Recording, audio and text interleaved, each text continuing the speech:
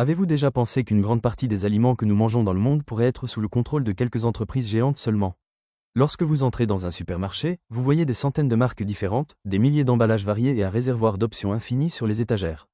Mais toutes ces marques sont-elles réellement différentes les unes des autres? Ou bien existe-t-il derrière les rayons l'un des réseaux les plus vastes et invisibles au monde, qu'ils ne voudraient jamais que vous voyiez? Les choses que nous pensons choisir nous sont-elles en réalité imposées? Aujourd'hui, nous éclairons le chemin sombre et complexe que parcourt la nourriture dans votre assiette avant de vous atteindre. Êtes-vous prêt à découvrir qui nourrit le monde et qui détient réellement le contrôle? Pour comprendre le monopole alimentaire mondial, nous devons d'abord examiner comment le système fonctionne de manière très simple. La chaîne alimentaire se compose de 4 étapes fondamentales. La première étape est l'agriculture, c'est-à-dire les agriculteurs qui sèment la terre. La deuxième étape est la transformation, c'est-à-dire la conversion du produit issu de ce champ en aliments emballés dans des usines. La troisième étape est le réseau de logistique et de distribution, et la quatrième étape concerne les marchés de détail où vous achetez le produit sur l'étagère. Beaucoup d'entre nous pensent que le véritable propriétaire de la nourriture est l'agriculteur dans son champ. Mais c'est une très grande erreur. Dans le monde moderne, la plus grande puissance ne réside pas dans la production, mais dans la phase de transformation et de distribution. Un petit agriculteur à l'autre bout du monde, peu importe à quel point il se pense indépendant dans son propre champ, doit tôt ou tard entrer dans les usines et les systèmes de distribution de ces entreprises géantes pour pouvoir vendre son produit. Ceux qui installent le système fixent les règles, et l'agriculteur se transforme simplement en un ouvrier de ce système. À ce stade, nous en arrivons à cette célèbre légende qui circule constamment sur Internet et à laquelle tout le monde croit. Si vous regardez les vidéos et les forums sur le web, on dit que seulement 3 entreprises gèrent toute la nourriture dans le monde. Dans ces histoires, les noms de Nestlé, Cargill et PepsiCo reviennent souvent. L'idée que ces 3 géants contrôlent tout semble effrayante et attrayante. Mais c'est une légende. La situation réelle est beaucoup plus organisée et bien plus vaste que la légende. Le système alimentaire mondial est incroyablement concentré sous le contrôle non pas de 3, mais d'environ 10 à 15 entreprises géantes. Nous devrions également ajouter à cette liste des noms tels que le géant de la viande Tyson Foods, l'empire agricole ADM, Unilever, qui est présent dans chaque foyer, et le géant du chocolat Mondelez. En d'autres termes, affirmer que 3 entreprises dirigent le monde est une simplification mathématiquement incorrecte. Mais le fait que le système alimentaire soit concentré entre les mains d'une poignée de géants est une vérité extrêmement glaçante. Allons plus loin dans le sujet et descendons sous la terre, là où le véritable contrôle commence.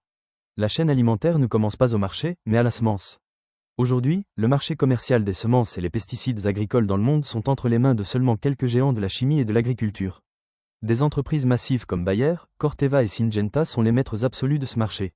Vu de l'extérieur, vous voyez un agriculteur libre avec son champ. Mais cet agriculteur doit acheter les semences à ces entreprises. Il doit également acheter l'engrais spécial et le pesticide nécessaire pour faire pousser cette semence génétiquement modifiée auprès des mêmes entreprises. Et enfin, il revend le produit qu'il récolte aux fournisseurs de ce grand système. L'agriculteur n'est pas réellement le propriétaire du champ, il est devenu l'abonné d'un écosystème fermé établi par des entreprises géantes. La véritable chaîne de puissance commence juste ici, avant même que cette semence ne touche le sol. Le tableau ne change pas lorsque nous passons des plantes à l'élevage. Particulièrement aux États-Unis et dans le monde, une très grande partie du secteur de la viande est entre les mains de géants comme JBS, Tyson Foods et Cargill. Ces structures, appelées les 4 grands, constituent le cœur de l'industrie de la viande. Vous pensez peut-être que la viande que vous achetez chez votre boucher est locale, mais la production de l'aliment consommé par l'animal dont provient cette viande, les processus d'abattage et la tarification sont entièrement sous le contrôle de ces géants. Ces entreprises sont si grandes qu'elles peuvent influencer directement les prix de la viande sur le marché et orienter la production mondiale de viande selon leurs propres intérêts. Des millions de petits producteurs doivent en réalité se plier à la politique tarifaire de ces quelques abattoirs massifs.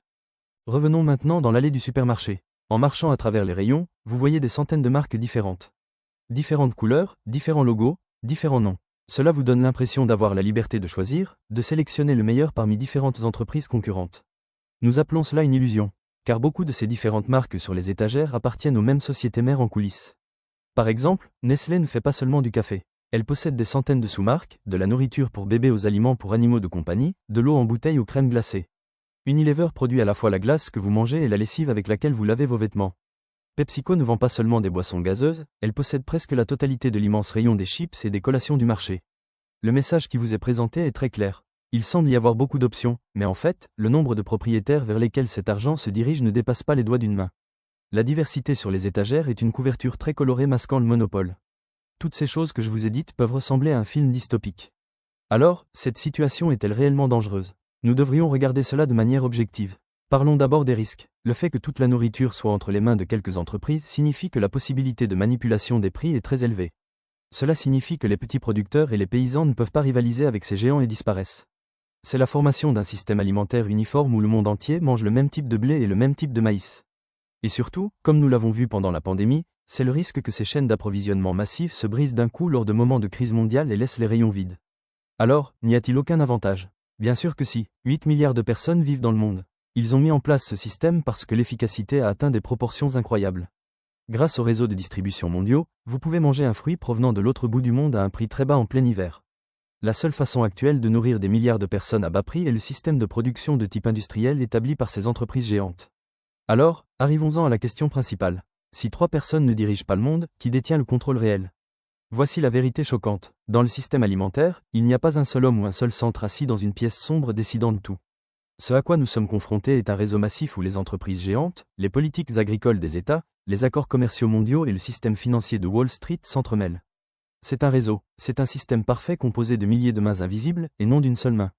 Les entreprises veulent faire du profit, les États veulent nourrir leur population à bas prix, et les banques accordent des crédits à ce système.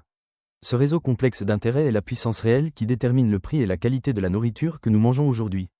Alors pourquoi les gens veulent-ils encore croire obstinément que 3 entreprises dirigent le monde? Parce que le cerveau humain n'aime pas la complexité, les zones grises et les systèmes massifs. Pour le cerveau humain, il est beaucoup plus facile de croire à une théorie du complot où il n'y a que quelques méchants derrière tout, plutôt que d'essayer de comprendre les lois du commerce international et les chaînes d'approvisionnement. Dire que 3 entreprises dirigent le monde est une simplification qui rassure les gens. Mais le fait que le système alimentaire soit dangereusement concentré entre les mains de très peu d'entreprises est un problème concret qui devrait être pris encore plus au sérieux que ces théories du complot.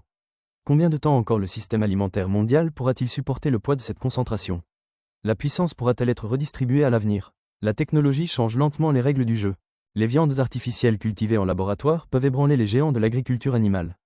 Les tours d'agriculture verticale massive établies au milieu des villes peuvent réduire la dépendance vis-à-vis des champs et de la logistique. La tendance des gens à revenir à la production locale et aux fermes biologiques se développe. Même grâce à la technologie de la chaîne de blocs, un système transparent est en cours de construction où vous pouvez suivre de quel champ et dans quelles conditions la pomme que vous mangez provient, à la seconde près. La technologie peut-elle prendre le pouvoir aux géants et le redonner aux populations locales? Le temps nous le dira. En sortant de ce labyrinthe alimentaire, il y a une chose que nous devons comprendre. Peut-être que la question principale n'est pas de savoir combien d'entreprises nourrissent le monde. Peut-être que la question principale est de savoir à quel point ce système massif qui a été établi est honnête, juste et transparent. Tant que nous, en tant que consommateurs, ne remettrons pas en question à qui nous donnons l'argent, cette illusion colorée sur les étagères continuera. Maintenant, allez dans votre cuisine et ouvrez votre placard. Regardez attentivement les petits caractères sur ces emballages.